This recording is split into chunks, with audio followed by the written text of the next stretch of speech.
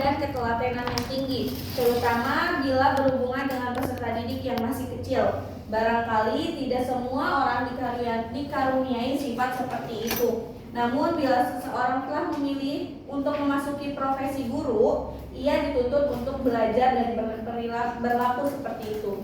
Makanya ada pelajaran tentang kognitif, tentang afektif dan lain sebagainya ya, untuk mendalami sikap guru ini. Nah, selanjutnya sikap guru terhadap organisasi profesi. Guru secara bersama-sama memelihara dan meningkatkan mutu organisasi PGRI, yaitu Persatuan Guru Republik Indonesia, sebagai sarana perjuangan dan pengabdian. Dasar ini menunjukkan kepada kita betapa pentingnya peranan organisasi profesi sebagai wadah dan sarana pengabdian. PGRI sebagai organisasi profesi memerlukan pembinaan agar lebih berdaya guna dan berhasil guna sebagai wadah usaha untuk membawakan misi dan menetapkan profesi guru. Selanjutnya itu ada sikap guru terhadap perundang-undangan.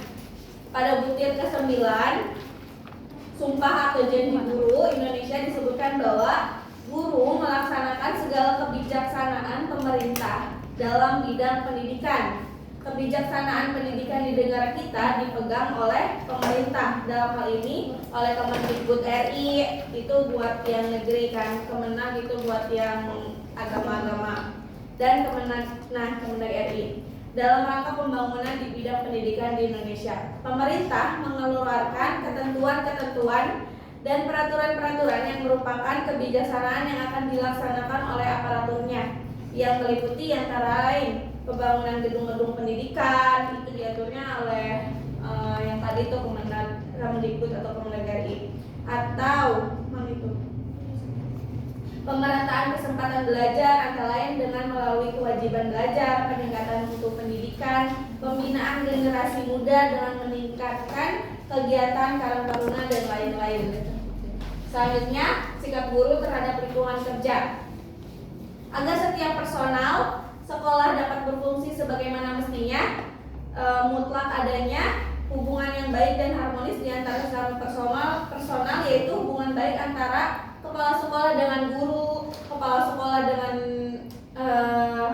dengan guru, guru dengan guru, dan kepala sekolah ataupun guru dengan semua personal sekolah lainnya. Semua personal sekolah ini harus dapat menciptakan hubungan baik dengan anak didik di sekolah tersebut. Sikap profesional ini yang perlu ditumbuhkan oleh guru adalah sikap ingin bekerja sama dalam membangun tadi itu lingkungan sekolah atau lingkungan kerja yang harmonis. Selanjutnya ada pengembangan profesi guru. Pada dasarnya pengembangan profesi guru ini akan berhasil dengan baik jika berdampak pada tumbuhnya sikap inovatif. Menurut Profesor Idoji diperlukan 7 katanya.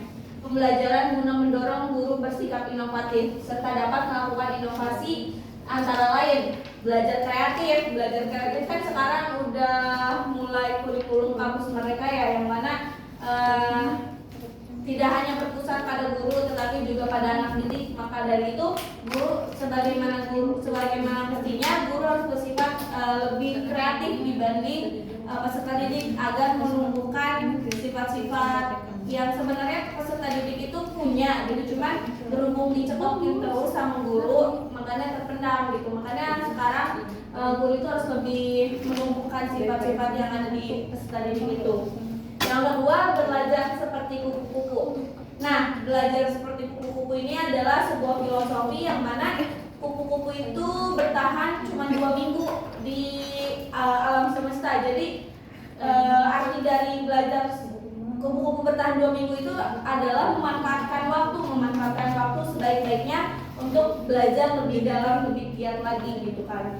Atau bisa juga diartikan sebagai kupu-kupu itu adalah suatu hewan yang memiliki suatu keindahan gitu kan. Maka dari itu guru itu harus mempunyai inovasi yang lebih indah dalam proses belajar mengajar.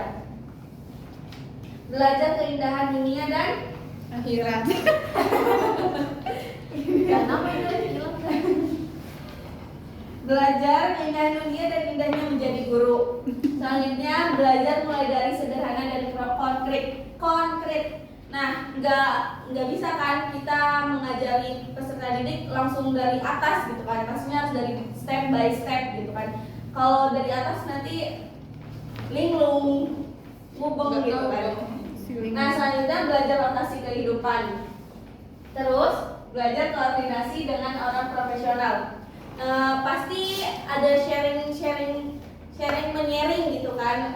Jadi kita itu jangan tertutup juga gitu tuh. Kita juga harus banyak referensi, harus sering-sering ngobrol sama atasan, atau mungkin kalau nanti pastinya kita punya kakak tingkat kan, nanti yang udah lebih dulu, ibarat kata kakak tingkat kita yang sekarang itu udah jauh lebih kering dan kita itu masih nyebur gitu loh. Peribahasa itu tahu nggak? Iya. Ya, jadi orang-orang yang lebih dulu itu pasti orang-orang yang sudah memiliki pengalaman gitu kan.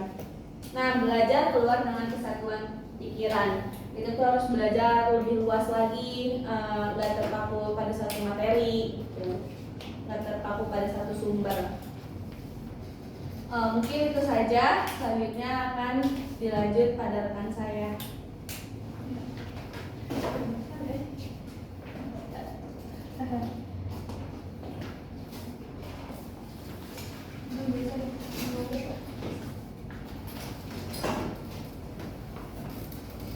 Selanjutnya pengembangan sikap profesional guru, ada dua.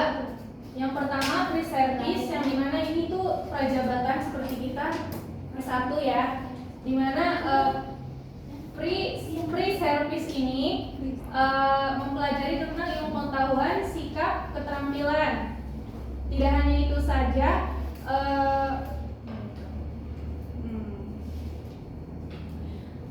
di dalam pre-service juga guru ini belajar pendidikan latihan menggunakan aplikasi, keterampilan, dan bahkan sikap profesional dirancang dan dilaksanakan selama calon guru berada dalam pendidikan ini. Yang selanjutnya ada in-service education. Untuk in-service ini yang tadinya kita lulusan S1, kita lanjut ke S2 agar sikap profesional kita itu semakin matang gitu. Oke? Kalau ini sikap profesional guru dalam perspektif pendidikan Islam. Sikap profesionalisme dalam pendidikan Islam, yakni seorang guru tidak hanya mengajar tetapi juga mendidik, serta bukan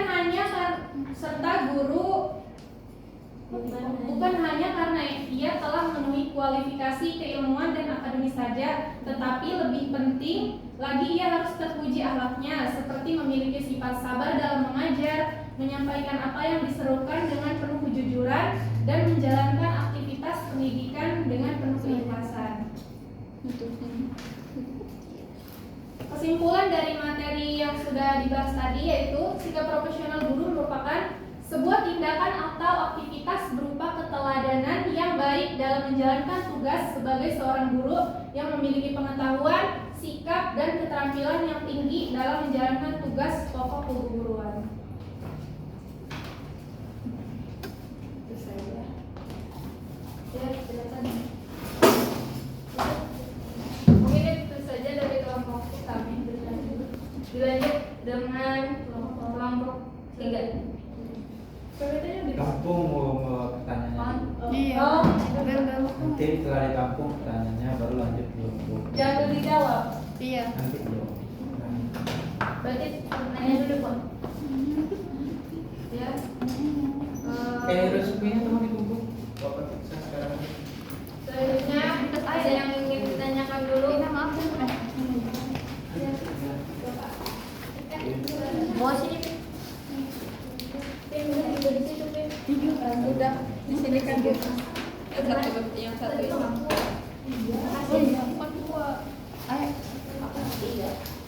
Ya teman-teman, ada yang ingin ditanyakan terlebih dahulu? Minta kamu. Makasih. Thank you.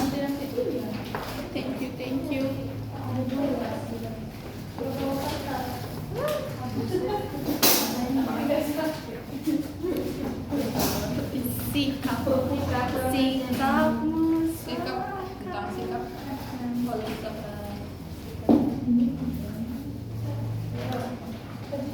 coba kasih sikap angkat tangan shake sikapmu seakan kayak di Google pertanyaan aja tanya Ayo ada yang ingin bertanya? Kalau tidak ada, dilanjut. ada harus ada sabar kan kita lagi ngumpulin tugas tuh boleh pindah slide nggak ke sebelumnya lagi nah udah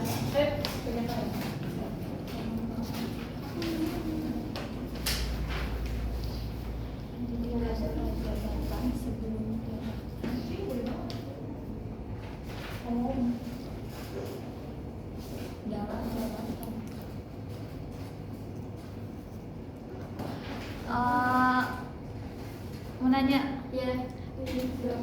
perkenalkan nama saya Hidayati dari kelompok 1. Di sini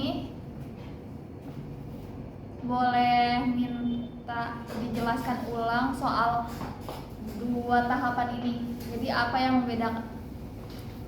membedakannya? Kan ini berbeda prajabatan sama dalam jabatan kan pendidikannya. Gimana nulisnya? Membedakan.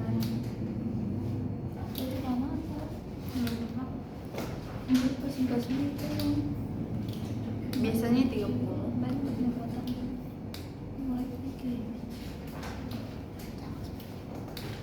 jangan lebih ya kameranya jauh coy jangan